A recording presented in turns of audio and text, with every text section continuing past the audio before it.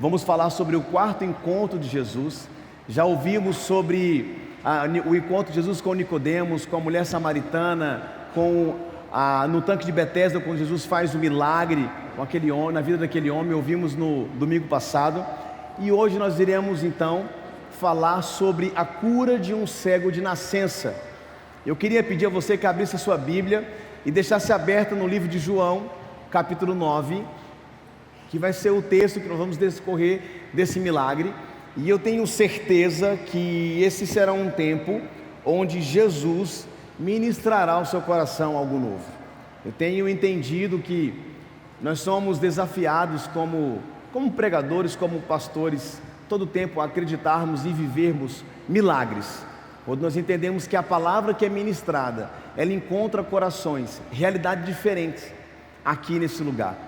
Todos nós temos realidades diferentes, mas a palavra ministrada, ela de igual modo fala aos nossos corações. Então que nesse momento o seu coração, os seus ouvidos estejam abertos para ouvir o que Deus tem para falar a você. Amém, queridos?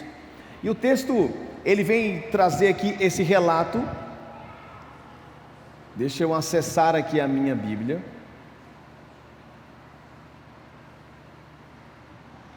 E o texto fala o seguinte: Jesus cura um cego de nascença. O versículo 1 fala que ao passar Jesus viu um cego de nascença. Seus discípulos lhe perguntaram: Mestre, quem pecou, este homem ou seus pais, para que ele nascesse cego? Disse Jesus: nem ele nem seus pais pecaram, mas isso aconteceu para que a obra de Deus se manifestasse na sua vida. Enquanto é dia, precisamos realizar a obra daquele que me enviou. A noite se aproxima, quando ninguém pode trabalhar. Enquanto estou no mundo, sou a luz do mundo. Tendo dito isto, cuspiu no chão, misturou terra com saliva e aplicou aos olhos do homem. Então disse ele: vá lavar-se num tanque de Siloé, que significa enviado. O homem foi, lavou-se e voltou vendo. Seus vizinhos e os que anteriormente tinham visto mendigando perguntaram: não é este o mesmo homem que costumava ficar sentado mendigando? Alguns afirmaram que era ele, outros diziam: não, apenas se parece com ele. Mas ele próprio insistia: sou eu mesmo. Então, como foram abertos os teus olhos? Interrogaram-nos eles, e ele respondeu: o homem chamado Jesus misturou terra com saliva, colocou-as nos meus olhos e me disse que fosse lavar-me em Siloé. Fui, lavei-me e agora vejo. Eles lhe perguntaram: onde está esse homem? Então, não sei, disse ele. Amados, é incrível. Sempre que falamos sobre os encontros de Jesus, nós percebemos sempre uma maneira muito característica de Jesus ao ministrar milagres na vida das pessoas. E esse é bem diferente, né? Você já percebe pelo texto a diferença de como Jesus ministra esse milagre na vida desse homem. Mas eu quero que você entenda comigo inicialmente, assim como falo no versículo inicial, que ao passar Jesus viu um cego de nascença. Precisamos entender que quando Jesus ele se encontra com uma pessoa, sempre haverá a sensibilidade diante da dor. E é muito interessante porque Jesus ele passa, e desta vez você não ouve uma pessoa gritando: Jesus, filho de Davi, tem compaixão de mim, ou alguém clamando por cura, mas Jesus aqui ele já vem de uma caminhada em um tempo festivo, e então muitas pessoas estão acompanhando ele, e ele visualiza então um homem cego de nascença. E é interessante como Jesus ele mostra a sensibilidade à dor das pessoas. Querido, quando estamos feridos, quando estamos enfermos, quando estamos passando por um momento de dor, muitas vezes somos levados a pensar que ninguém está percebendo a nossa dor, que ninguém está percebendo o nosso sofrimento, que ninguém está se importando com a sua realidade. Eu quero dizer para você, talvez ninguém saiba da sua família ou do seu ciclo a dor ou o sofrimento ao qual você está passando, mas Jesus, ele mostra sensibilidade à tua realidade. Ele sabe e ele conhece o teu coração, Ele sabe quais são as suas limitações, e essa sensibilidade, ela nos proporciona um relacionamento com Ele, porque é nessa hora que, ao visualizar aquele homem, começa na vida daquele homem um processo transformador de milagre na vida dele. E tudo isso se dá início na sensibilidade de Jesus. Então, como eu disse agora há pouco durante a ceia, nós não sabemos aqui a sua história, mas eu tenho certeza e creio nesta palavra, que nessa noite, Jesus ele mostra sensibilidade à tua realidade, sensibilidade à tua história. E essa sensibilidade, ela te proporciona o toque de Jesus. E é muito bom porque o texto, depois de algo tão maravilhoso como a sensibilidade, que mostra como Jesus vê a dor, como Jesus vê a necessidade, e Ele sabe onde dói. Eu não sei se a sua dor é relacional, se ela é uma enfermidade, se é o seu casamento, se é dificuldade de perdão. Eu não consigo entender aqui, não tem como eu adivinhar isso. Mas nesse mundo que você está vivendo, Jesus apresenta sensibilidade, e Ele vê, Ele ama, Ele dispensa de importância sobre a sua vida, e Jesus ele pode mudar. Eu estou falando de um Jesus especialista, querido, em fazer tudo novo. Mas é interessante pensar também que quando a história vai discorrendo, depois dessa sensibilidade de Jesus, nós percebemos então uma falta de sensibilidade ou um julgamento. E sabe por quê?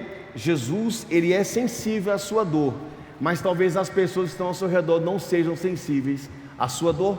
O texto diz que seus discípulos lhe perguntaram: mestre, quem pecou, este homem ou seus pais, para que ele nascesse cego? Aí sabe o que eu penso, irmão? Eu penso assim: o camarada está andando com Jesus, ele vem fazendo milagre de tudo quanto é natureza, querido. É gente que não andava andando, gente que não enxergava enxergando, demônios sendo expulsos, milagres acontecendo o tempo inteiro. E ele chega diante de uma situação, e nesse momento, ao ver aquilo, o infeliz do homem pergunta: quem foi que pecou? Aí está cego, ó, e é de nascença, tem jeito não. E aí, quem foi o culpado por isso aí? Consegue perceber a falta de sensibilidade? Consegue perceber como muitas vezes você está passando por um momento, e aqui a Bíblia está tratando de um cara que é cego de nascença, que naquele tempo era mendigo, e o julgamento do povo era pedir esmola. Você leu no texto: esse não é aquele que pediu esmola, a pessoa colocada de lado. Uma pessoa que talvez cometeu um pecado, que agora esse pecado se tornou conhecido moralmente, e agora era julgada pelas pessoas e colocada de lado, como se aqueles que ali estivessem não estivessem pecados. O homem era cego de nascença, mas pessoas que acompanhavam Jesus, que tinham talvez uma ideia de serem seres iluminados, porque estavam perto dele, mas estavam cegos quanto à sensibilidade, e cegos espiritualmente, porque não conseguiam ver que estavam com o próprio Messias, e ele poderia ministrar milagres naquele lugar. Mas há um julgamento, o julgamento chega e ele é forte, e ele bate. Seus pais pecaram, o que aconteceu para que ele nascesse cego? Então existem discípulos incrédulos, e eles fazem uma pergunta para Jesus com a resposta pronta, porque culturalmente naquele tempo se pensava que quando os pais cometiam pecados, por isso as pessoas nasciam com tal deficiência, e por isso eram colocadas de lado, e essas deficiências elas eram percebidas como maldições, como pecados na vida daquela pessoa. Então existem pessoas ao seu redor que têm uma visão pessimista da vida do outro, pessoas que estão prontas a criticar a realidade do outro. E sabe de uma coisa? E muitas vezes nós somos essas pessoas, queridos. Sabe? Você passa e olha isso, olha uma coisa dessa, rapaz. De novo, olha, mas meu Deus, só Jesus, porque se deixar eu matava com a minha irmã, né? Nós somos assim às vezes. Nós temos um julgamento pronto, um crivo de lei sobre as pessoas, e não dispensamos sobre a dor do outro a sensibilidade, porque um dia fomos alcançados pela graça de Jesus, mas nem sempre estamos dispostos a ministrar essa graça na vida do outro, por muitas vezes, talvez o julgamento, de dizer como você fez isso, por que você fez isso. E sabe o que tem acontecido? Muitas pessoas têm se distanciado do lugar chamado igreja, desse lugar de reunião, porque não se sentem dignos de estarem aqui, porque um dia receberam uma palavra de condenação, uma palavra de julgamento, e não uma palavra de esperança, e não uma palavra de sensibilidade. O julgamento. E quando se encontra com Jesus, de Jesus não sai um julgamento, com Jesus não há julgamento. Eu creio em um Deus que liberta, queridos. Eu creio em um Jesus que liberta e dá graça. Eu creio em um Jesus que ministra um tempo novo. Assim como nós ouvimos nos 7 dias de oração, aquela canção que fala que eu era pobre, perdido, sem Deus, sem Jesus, quando estendeu a sua mão para mim. Eu comprei o CD do pastor Valberto, boto no meu carrinho, vou levar os meninos na escola e coloco o play lá, e já estão quase cantando comigo, porque é uma grande verdade. Jesus estende a mão, então não há de Jesus para a sua vida, nessa noite, um olhar de julgamento, mas um olhar de dispensar graça sobre a sua vida. Ele quer estender a mão para você, não importa a sua situação, a sua realidade. Jesus, Ele quer derramar de graça e vida sobre você. E é interessante porque depois que você entende isso, que de Jesus não há um julgamento, então é preciso que eu confie nele. Em Jesus a confiança para o futuro é sempre real. No versículo 13 fala que disse Jesus: nem ele nem seus pais pecaram, mas isto aconteceu para que a obra de Deus se manifestasse na vida dele. Em outras palavras, Jesus está falando assim: cala a boca vocês tudinho aqui, vocês não estão vendo que eu sou Deus? Será possível uma coisa dessa? Que eu tenho que mandar um raio para te separar no meio? É possível? Eu sou Deus, querido. Isso aqui, essa enfermidade que está na vida dele, não veio para a morte, mas para que o meu poder, para que a minha glória, ela se manifeste na vida dele. Então entenda uma coisa, olha só como é importante pensar nisso. A crise que você está vivendo, seja financeira, seja no casamento, seja de pecado, alguma coisa que te acompanha, que quer te separar de Deus, que quer apertar teu coração, que faz você ter dificuldade de liberar perdão, isso que está acontecendo, Deus pode ministrar um milagre na sua vida, amém? Porque é nessa dificuldade em que a graça e o poder de Deus vem se manifestar sobre você e trazendo um tempo novo agora para você, nesse momento, a partir de então. Então é muito importante entender que isso parte do princípio da confiança, de acreditar nisso. Jesus ele se manifestará em meio às lutas, confie nele. Deus ele se manifestará em meio às dores, os sacrifícios. O nosso Deus não é um Deus de tragédia, mas um Deus de esperança. Então não entenda ou não pense que a dificuldade vivida, ela vem para a destruição e essa destruição ela permanecerá. Não. Existe um Jesus que pode mudar a sua realidade. Eu olho para a vida daquele homem, então percebo aquele homem cego no meio desse discurso todo. Ele ali sem entender nada. Puxaram ele para perto com certeza e começaram a perguntar quem foi que pecou, foi o pai dele ou foi a mãe dele. E ele está entendendo que Jesus está ali e está acontecendo alguma coisa, ele está só ouvindo e ele percebendo tudo. Mas nessa hora em que essa palavra é lançada, eu creio que no coração daquele homem foi despertado a fé, foi despertado o pensamento e o entendimento, como eu li num livro e eu queria compartilhar com você, que fala o seguinte, que as dores e o tempo relativo ao processo fazem que as minhas raízes sejam mais profundas, mais fortes e que me sustentarão no dia de luta e de grande desafio. Então as lutas que passamos, elas servem para nos aprofundarmos mais na fé e na confiança de que o nosso Jesus pode mudar a nossa realidade. E o passado, querido, ele não pode ser mudado, mas uma decisão hoje em perseverar, em confiar, em permanecer, em ter esperança em Deus, pode construir um futuro glorioso para mim, amém? Então entenda uma coisa, eu já disse isso aqui outras vezes, você não pode mudar o que já passou. Diga assim: o passado passou. Aí você que é ansioso, diga comigo: o futuro não existe, mas pode ser determinado agora, porque o presente, querido, ele me dá a oportunidade de decidir, confiar e experimentar. Então quero que você entenda que nessa hora esse homem cego, ele seria desafiado a confiar naquele momento para experimentar milagres. Então você precisa compreender que Deus, ele desafia o seu coração, a sua realidade, a tomar decisões hoje, confiando nele como Senhor, para que você possa desfrutar agora da presença dele e de um futuro completamente diferente, que será construído na presença de Deus. E é isso que esse homem vive. Então confie e crie no Senhor uma expectativa de algo novo. E é o que acontece no versículo 4 e 5. Agora ele é tomado pela oportunidade. O foco está na oportunidade do momento em que se apresenta. Olha só, Jesus, ele é sensível e ele quer derramar da graça dele sobre a vida daquele homem. Não é um julgamento. E nessa hora ele é desafiado a tomar uma decisão, e esse é o caminho para gerar no coração dele a oportunidade exata de experimentar algo novo. Sabe por quê? Porque onde há a presença de Jesus, não há trevas. E o texto diz que enquanto é dia, precisamos realizar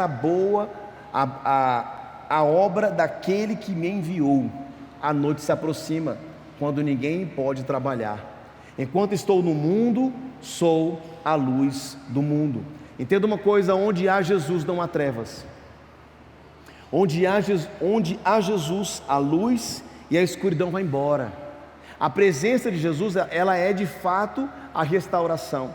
Então, se você está passando dificuldade na sua casa e você tem esse Jesus, chega na sua casa e fala assim: o reino de Deus está presente nesse lugar, a luz do Senhor chegou aqui.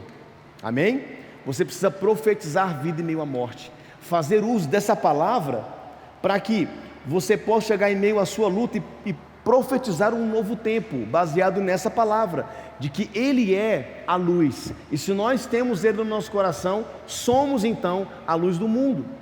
Olha só, se você está com Jesus, você é a luz. Assim então, onde você estiver, a luz de Jesus estará com você. Isso é muito pessoal, porque muitas vezes nós somos levados só no campo do pensamento. Já viu aquela situação que você pensa, você imagina, você concretiza em pensamento, sofre em pensamento, desiste de pensar e para de sofrer. Tudo em pensamento e nada aconteceu aqui fora, foi tudo aqui na cabeça. É só eu que faço isso, ou alguém aqui também se identifica aí? Acontece. Então eu quero que você entenda que quando o apóstolo Paulo ele fala que temos que levar os nossos pensamentos cativos à obediência de Cristo, é porque é nessa hora, querido, que o diabo começa a plantar um monte de coisa que não tem nada a ver com a palavra do Senhor, e começa a fazer você pensar que a sua mulher não te ama, que teu amigo não gosta de você, que aquela palavra foi uma palavra para te separar dele, que a pessoa tal esqueceu de você, que o fulano ou o ciclano não te ama, e você vai não acreditando, e daqui a pouco você é uma pessoa ferida, separada, distante da outra, entendeu? E perdeu completamente a capacidade, entendeu? De visualizar uma oportunidade de viver algo novo. Então vai ser preciso retratar, ou talvez seja preciso só desmontar na sua cabeça e plantar na sua cabeça a luz que é Jesus. Então olha só, nós somos uma igreja que cremos nisso. Então nós temos enviados, somos a igreja do Senhor. Então durante a semana você é a oportunidade para ser luz na vida das pessoas, você é a oportunidade para ser luz na vida de um monte de gente. Todas as pessoas que passarem do teu lado, você é a oportunidade para ser luz na vida deles. Você vai malhar, seja luz na vida do teu amigo da academia. Vai pedalar, seja luz na vida do teu amigo que está pedalando contigo, aquele que trabalha contigo, porque as pessoas que não têm Jesus estão desesperadas procurando um sentido para as suas vidas. E se você já recebeu esse Jesus, se você tem essa luz, você precisa compartilhar ela com essas pessoas. Nós queremos que casas de paz são oportunidades de levar a luz à casa das pessoas. Os pequenos grupos são oportunidades de levar a luz à casa das pessoas. Os pequenos grupos nas universidades, nas escolas são oportunidades. Todo esse movimento que a igreja desafia você a viver não é simplesmente um organismo sem vida. Ele é de fato o mover do reino de Deus, para que essa luz chegue na vida de pessoas e vidas sejam transformadas. Então, querido, nós participamos desse processo quando entendemos isso e tomamos isso como uma atitude para o nosso coração. Então hoje você tem a oportunidade de ser completamente iluminado por Jesus. completamente. E eu entendo que hoje pessoas vieram para cá procurando respostas de Deus. Você tem perguntado coisas para Deus? Querido, essa palavra é profética. Ela vem para você para dizer: olha, nesta noite, eu como teu Deus estou respondendo para você, que hoje você tem a oportunidade, entendeu, de iluminar esta área. Isso que você está pensando, colocando a presença de Jesus, crendo que a sensibilidade dele, o dispensar da graça dele sobre a tua vida, para que você viva algo novo hoje no Senhor. E é o que aquele homem é desafiado a viver. E Jesus então diz que é a luz do mundo. E eu ainda continuo percebendo que enquanto esse diálogo todo está acontecendo, lá está o cego olhando e pensando: que hora que vai acontecer alguma coisa comigo aqui? Peraí. E ele está esperando alguma coisa acontecer. E é interessante porque nós vamos então para o versículo 6. E é então surpreendente quando nos encontramos com Jesus. O surpreendente é sempre imprevisível. Tendo dito isso, ele cuspiu no chão, misturou terra com saliva e aplicou aos olhos do homem. Gente, não é muito usual. Você está entendendo? Eu lendo o texto, o meu olho fica cheio de lágrimas, porque eu fico imaginando a terra dentro do olho. Eu só penso nisso. Dá uma passadinha no olho. Eu pensei, eu vou compartilhar com você. Somos íntimos, tá? Eu pensei, se já era cego, complicou tudo agora, porque agora não abre mais nem para nada, fica assim cheio de terra, né? Olha como Jesus não é o usual. É interessante isso. Ele vai ali e aplica terra aos olhos daquele homem. Olha só, não foi a saliva, não foi a terra, entendeu? Nada disso que curou aquele homem, foi a fé dele, foi o agir de Jesus na vida dele, amém? Então entenda uma coisa: Jesus vai usar formas não usuais para resolver questões da sua vida. Você está esperando, é assim: olha, eu estou esperando que Jesus faça isso. Aí vem Jesus e propõe outra coisa. Você: não, Jesus, eu quero só se for assim. Você está entendendo? Tem que ser assim, porque se não for assim, eu não quero. Então, por vezes, você orou pedindo a Deus uma coisa, e aí você recebeu um desafio de trilhar por um caminho, e quando você percebeu, a bênção foi maior do que você tinha pedido. Mas o processo é Jesus que escolhe, Ele que define e determina o processo. E nesse processo que esse homem vive, nessa hora, ele é então desafiado a viver a obediência. Olha só, eu pergunto para você: você está disposto a viver o sobrenatural em Deus? Se a sua resposta é sim, esteja pronto para aquilo que não é muito usual, ele vai te surpreender. Esteja pronto para obedecer. Então ele lhe disse: vá lavar-se no tanque de Siloé, que significa enviado. O homem foi, lavou-se. Você não precisa entender para obedecer, você precisa de decisão, coragem, boa vontade, honra, fé e disposição, querido, para obedecer. Esse é o caminho. A obediência não requer o entendimento da situação por completo. A obediência requer fé. Fé. Quando Jesus disser: olha, fé, é isso que vai te levar, fé. O processo me diz que então, depois de ter os seus olhos melados com saliva e areia, vá se lavar no tanque de Siloé, que significa enviado. Aquele homem então tem que ir, e ele vai até lá. Eu fui estudar um pouco da geografia. O lugar onde acontece isso não é tão distante o tanque em que ele está, a distância é mais ou menos de uns 500 metros, mas é uma descida. Lá fala que é uma descida. Se você quiser saber mais sobre essas questões históricas, acesse o perfil do IBET, querido. A pastora Vanessa está dando uma aula, eu estou fazendo a pós-graduação pelo IGTV do perfil do IBET em História Bíblica nível 1, 2 e 3 e avançado. Eu estou sabendo de coisa muito legal, acessa lá. Esse homem é desafiado então a ir.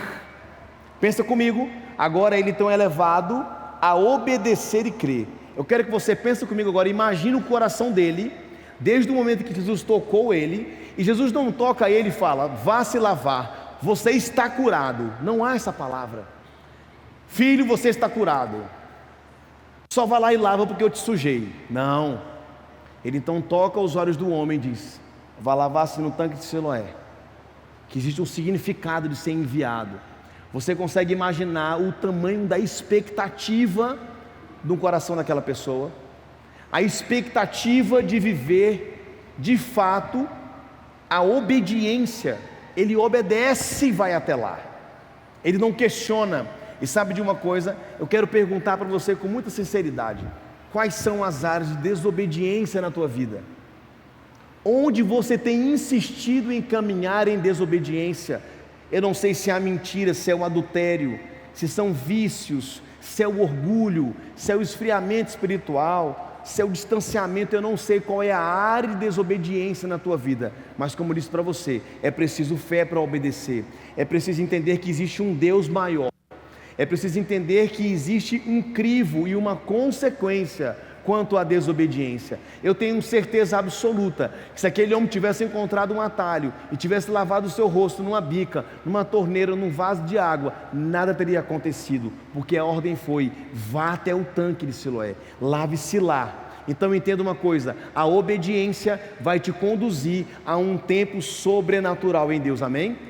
Então você precisa decidir obedecer, porque a obediência vai te levar a um tempo de visão. Olha só, a visão é sempre uma nítida realidade quando se está com Jesus. O homem foi, lavou-se e voltou vendo.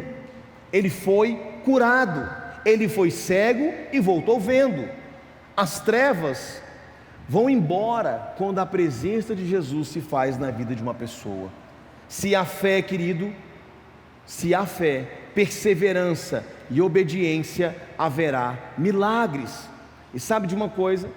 Depois desse episódio, baseado nesse texto, eu consigo imaginar o nível de satisfação do coração daquele camarada. Um homem cego de nascença, ele é curado.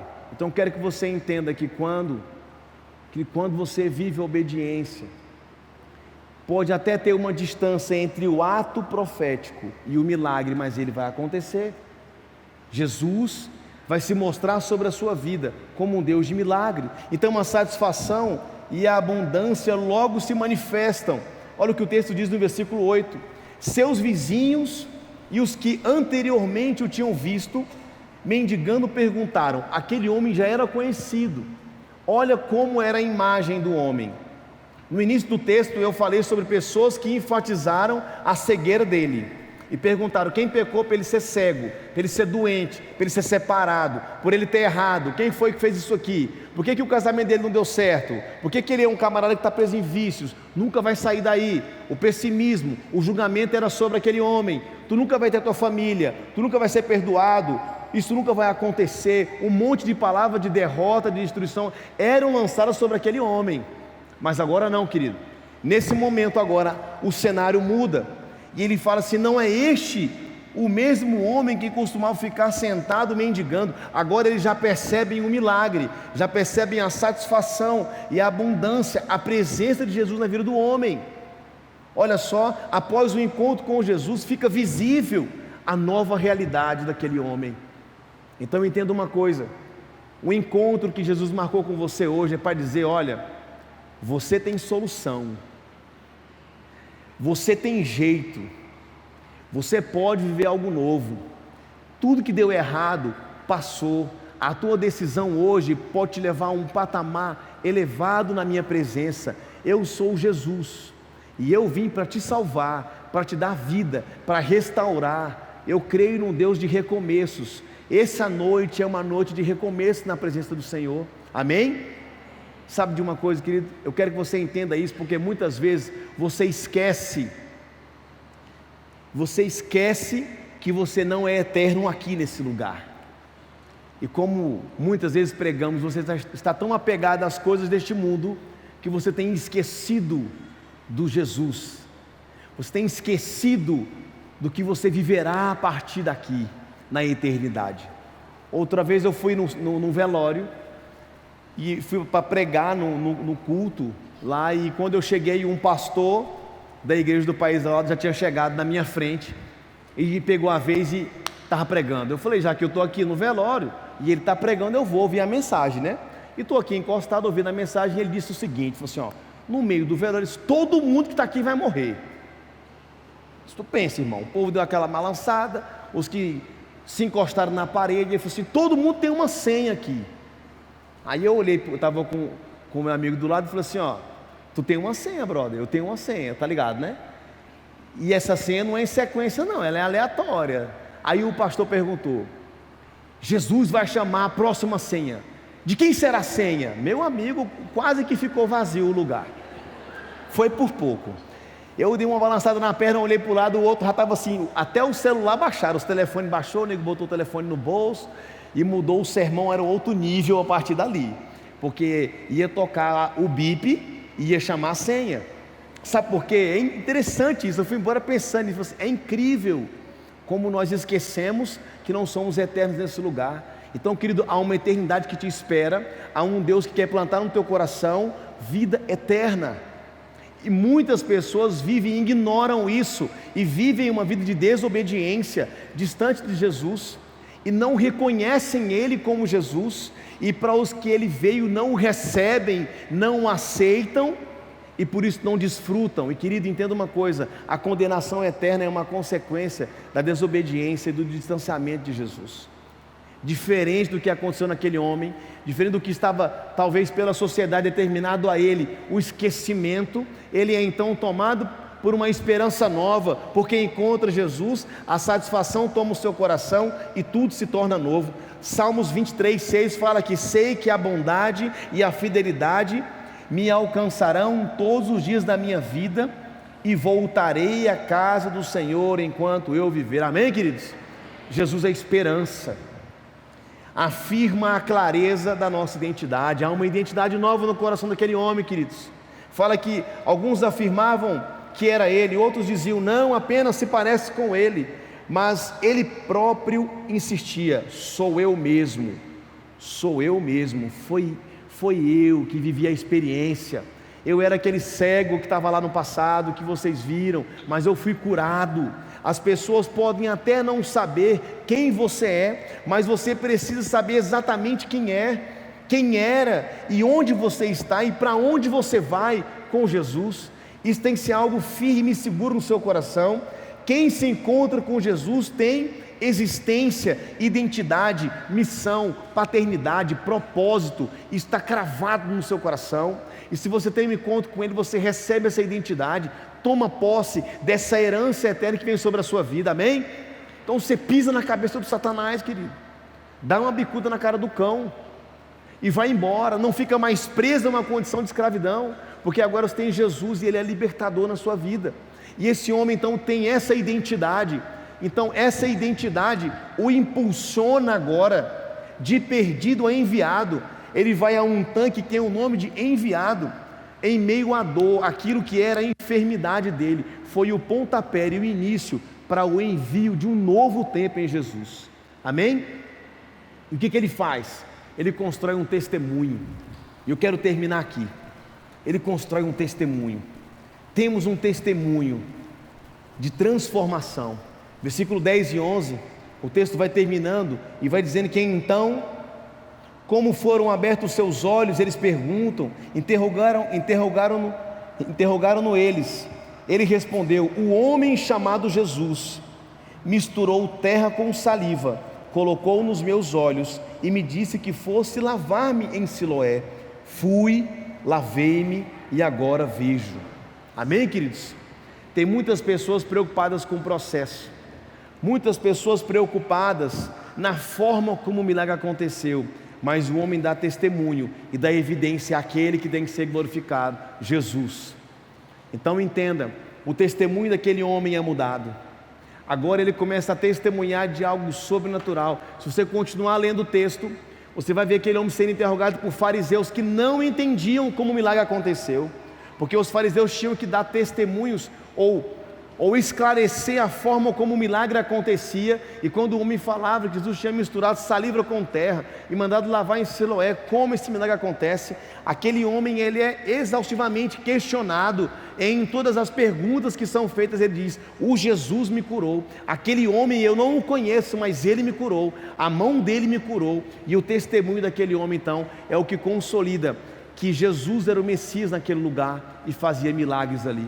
Os fariseus, os homens que seriam iluminados, seres iluminados por conhecerem da lei, eram cegos espiritualmente, porque não viam em Jesus a pessoa do Messias. Ei, você pode ter 25 anos de igreja, você pode ter 30 anos de igreja, querido, você pode ter lido a Bíblia 10 vezes, se o que você sabe é apenas lei, você não vive, querido, não vive o novo em Jesus. Você precisa ter as escamas dos seus olhos arrancados, para que Jesus faça morada no seu coração, e você dê evidência, a glória, a presença dEle, e um novo tempo do Senhor se inicie na sua vida, amém?